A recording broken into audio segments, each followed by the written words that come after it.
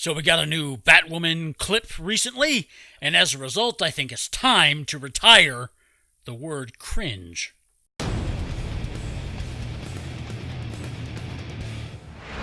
Welcome back, Internet. I am the COG, griping about pulp culture one franchise at a time. Today is Batwoman, and yes, we got a new 30-second clip from the CW for Batwoman, and everybody's been overusing the word cringe to describe it, cringe-worthy, all variations on the word cringe.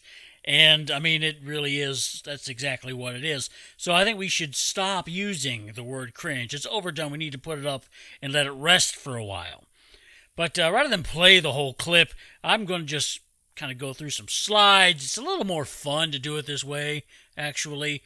It makes it a little more entertaining. So it starts with Ruby Rose, or Kate Kane, whatever her name is. She's walking in this alley or whatever it is. I mean, Gotham looks pretty prosperous, actually. There's a Mercedes parked there. But she's walking by this homeless girl, probably the most attractive homeless girl you're probably ever going to see in such a crime-ridden city as Gotham is. But it looks like she's giving her money, or could be giving her digits. You know, you never can tell these days. But as she walks by, this officer here in the background tells her, she shouldn't do that. It only encourages them. And then, right then, as she's walking by and he's saying this, here at this shot, this is where the Batwoman song hits. And she does a little cock of the head, and it's like, oh, really? And, so she walks back, gives the attractive homeless girl an expensive-looking watch. Don't know if it was hers. Don't know if it was Bruce Wayne's. Don't know if she stole it from somebody. We don't know, but she's giving it giving the watch to this homeless girl that could easily, pawn it for, drugs or something. And then she's walking back to her motorcycle, walking past that same Crow officer that gave her the advice to not give money or whatever to the homeless because it only encourages them. And she gives her walking by with this look. It's kind of like, yeah, that just happened because I'm a woman. And as she walks past him, she's got the smirk on her face, and it almost looks to me like she's thinking, yeah, if you're checking out my ass, you should know I'm a lesbian, and that in turn makes you gay, sir. Another way of sticking it to the man, but that's just my interpretation of this shot. And she hops on her bike, and it cuts to the Batwoman title card, and it's just bad. It just still looks awful, and the comments on this video are just hilarious. Let's just look at a few real quick. Let me supplement your drug addiction with this watch I stole from my cousin. Don't stand in front of an oncoming train. Batwoman gets crushed by the train. CW theme song plays. I'm a woman! Do not drink bleach. It causes nausea, coma, or even death. I'm a woman! Cue the funeral scene. White dude. Keep up the good work, Batwoman. What did you just say to me? And quits. Batwoman, thank God you're here. The Joker went that way.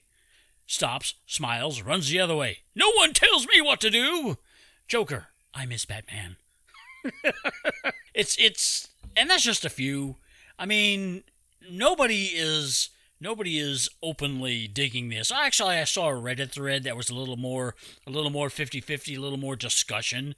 But in the YouTube comments on the CW video, which has 83,000 views, 1,300 likes, and 12,000 dislikes as of this recording, it just doesn't seem very popular. But but here's the thing. I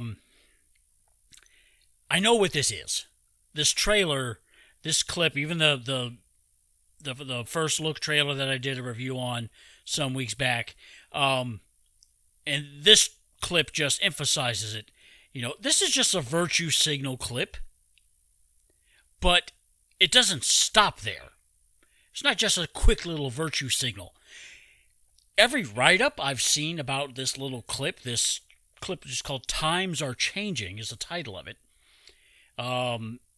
Every write-up I've seen online has all or some portion of the new official series synopsis, which includes some very interesting phrases and tidbits and whatnot.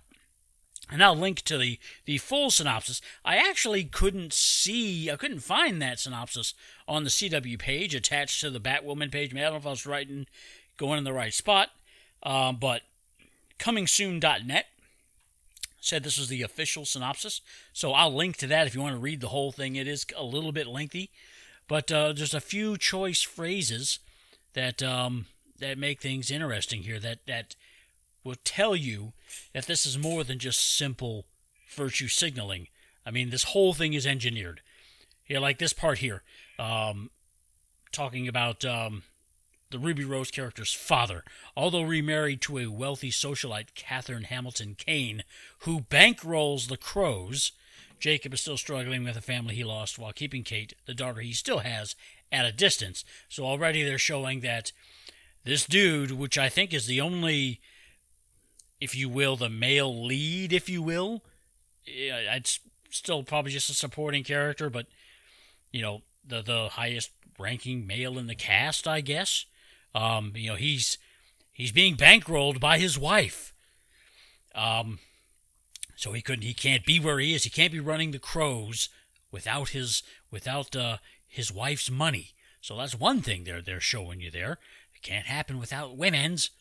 And another part here, a little further on, but Kate is a woman who's done asking for permission. In order to keep her family and her city, she'll have to become the one thing her father loathes, a Dark Knight vigilante. So we have the father, who is being bankrolled by his wife to accomplish anything, hates the Dark Knight, or a Dark Knight vigilante, so his daughter, that's what she's going to do, because that's what we've seen that she does, because man bad. Do the opposite of what man says.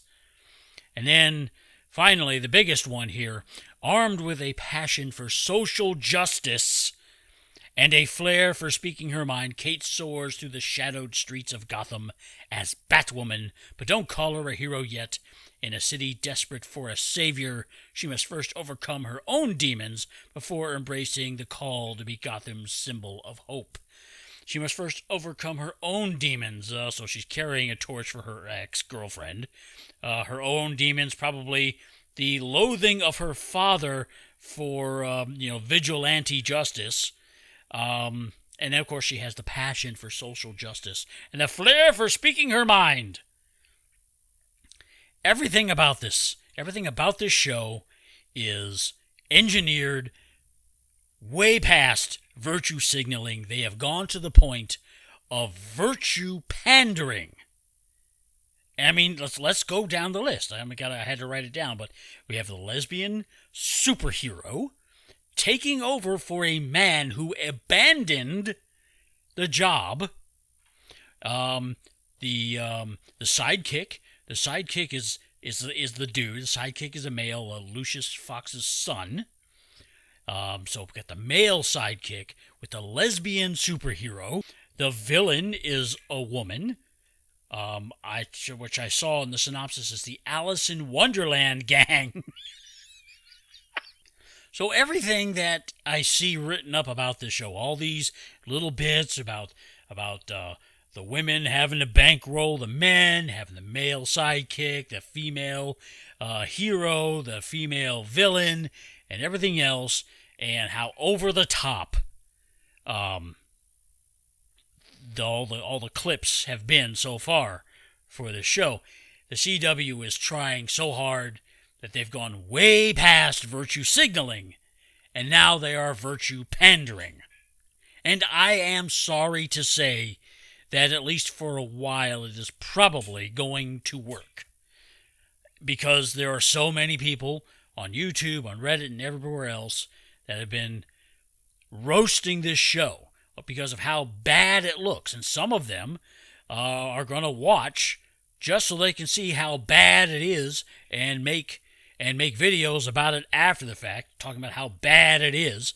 And then the target viewing demographic is automatically going to watch just so they can fluff the numbers more and be able to respond to those videos saying, yeah, I saw it and it was awesome.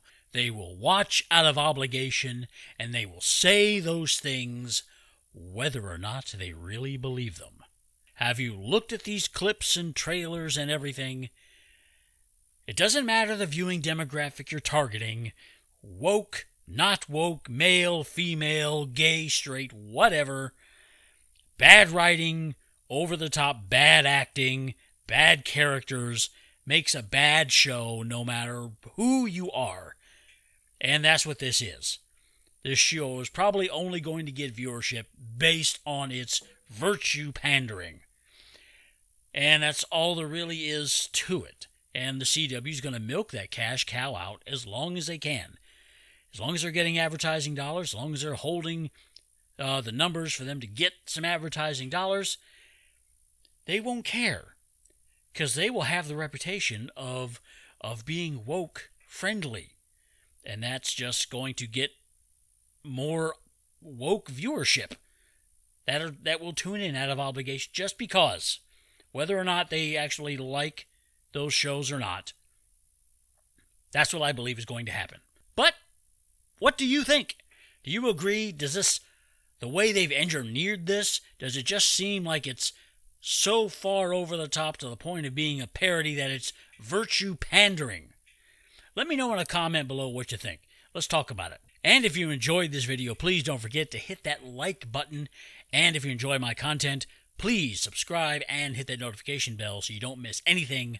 I am the COG. Thank you for watching, and choose one of these other videos to take a look at.